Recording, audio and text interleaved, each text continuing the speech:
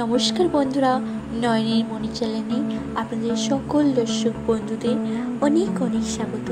আশা করছি আপনারা সকলে ভালো আছেন এবং সুস্থ আছেন। হরে কৃষ্ণা, রাধে রাধে। সামনেই আসছি আষাঢ় মাসের পূর্ণিমা তিথি। এই আষাঢ় মাসের পূর্ণিমা গুরু পূর্ণিমা নামে পরিচিত। এই পূর্ণিমা তিথিটি ভগবান সত্যনারায়ণের উদ্দেশ্যেই প্রচলিত রয়েছে। এই দিন ভগবান সত্যনারায়ণের পুজো করা হয় প্রতিটি ঘরে ঘরে। তার সঙ্গে সঙ্গে ভগবান সত্যনারায়ণকে সিন্নি প্রসাদ হিসেবে দেওয়া হয়। শাস্ত্রে রয়েছে যে এই দিনে কিছু বিশেষ কাজ ও ব্যবস্থা করলে ভগবান বিষ্ণুর আশীর্বাদ পাওয়া যায়। তো বন্ধুরা, আজ আমি এই গুরু পূর্ণিমা কী তাৎপর্য রয়েছে, কেন পালন করা হয় এবং তার সঙ্গে সঙ্গে এই দিনে আপনারা কি কি করবেন এবং এই গুরু পূর্ণিমাটি কবে পড়েছে তার সম্পূর্ণ সময়সূচি আমি ভিডিওর মাধ্যমে আলোচনা করছি। দয়া করে বন্ধুরা আপনারা কেউ ভিডিওটি স্কিপ না করে শেষ পর্যন্ত দেখতে থাকুন। প্রথমেই আসি গুরু পূর্ণিমার তাৎপর্য কী, অর্থাৎ কেন পালন করা হয়। গুরু পূর্ণিমা ঐতিহ্যগতভাবে হিন্দু এবং বৌদ্ধরা তাদের আধ্যাত্মিক এবং শিক্ষাগত শিক্ষকদের শ্রদ্ধা করার জন্য উদযাপন করে। এটি হিন্দু ক্যালেন্ডারে আষাঢ় শুক্ল পূর্ণিমার তিথিতে পালিত হয়। এই দিনে শিষ্যরা পূজা বা তাদের গুরুদের প্রতি শ্রদ্ধা জানিয়ে তাদের শিক্ষকদের প্রতি কৃতজ্ঞতা প্রকাশ করে। গুরু শব্দটি সংস্কৃতের দুটি মূল শব্দ থেকে এসেছে, যেমন গু আর রু। গু শব্দের অর্থ হলো অন্ধকার আর রু শব্দের অর্থ হলো অন্ধকার অপসারণকারী। অতএব যিনি আমাদের অন্ধকার থেকে আলোর দিকে নিয়ে যান তিনিই হলো গুরু। ধর্মীয় গুরুত্ব থাকার পাশাপাশি ভারতীয় শিক্ষাবিদরা তাদের শিক্ষকবিদদের ধন্যবাদ দেওয়ার পাশাপাশি অতীতের শিক্ষক ও পণ্ডিতদের স্মরণ করে এই দিনটি উদযাপন করে। প্রচলিত কথা অনুযায়ী মহান ঋষি ব্যাসদেব জন্মগ্রহণ করেছিলেন এই আষাঢ় মাসের শুক্ল পূর্ণিমা তিথিতে, তাই এই পূর্ণিমাটিকে ব্যাস পূর্ণিমাও বলা হয়।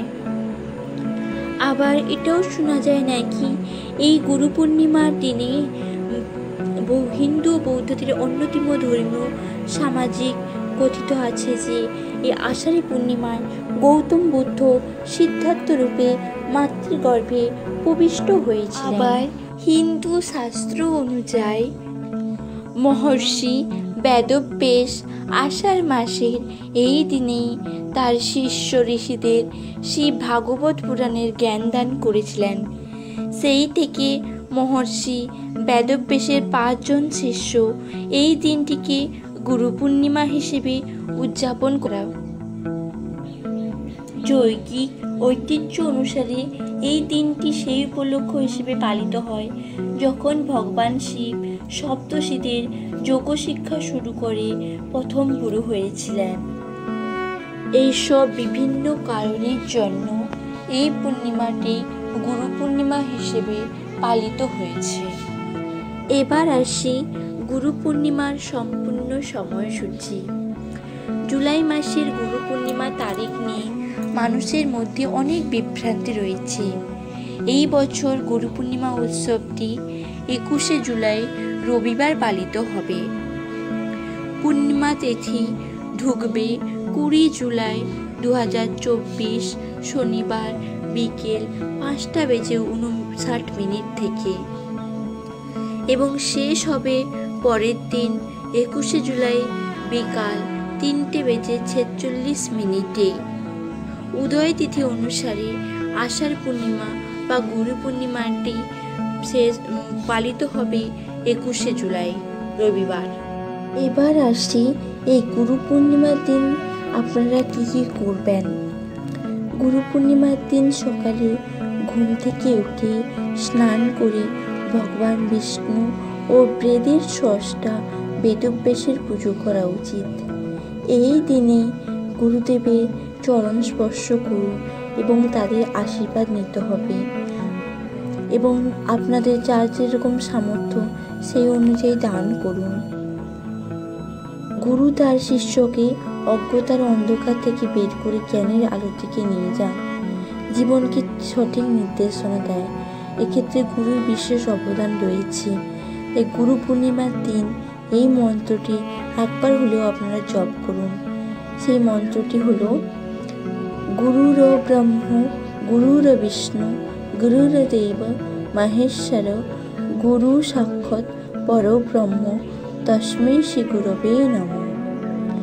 এরপর বন্ধুরা, এই দিনে ভুলেও এই 4টি কাজ আপনারা করবেন না। সেই 4টি কাজ কী কী সেটি আমি জানাচ্ছি।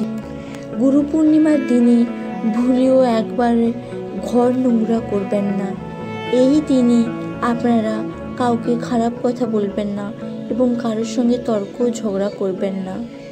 এই দিনে আপনাদের শিক্ষককে কখনোই অপমান করবেন না এবং আপনার বড়দের অসম্মান করবেন না। গুরু পূর্ণিমার দিন ভুল করেও বন্ধুরা মাংস খাবেন না। বিদায় বন্ধুরা, রাধে রাধে।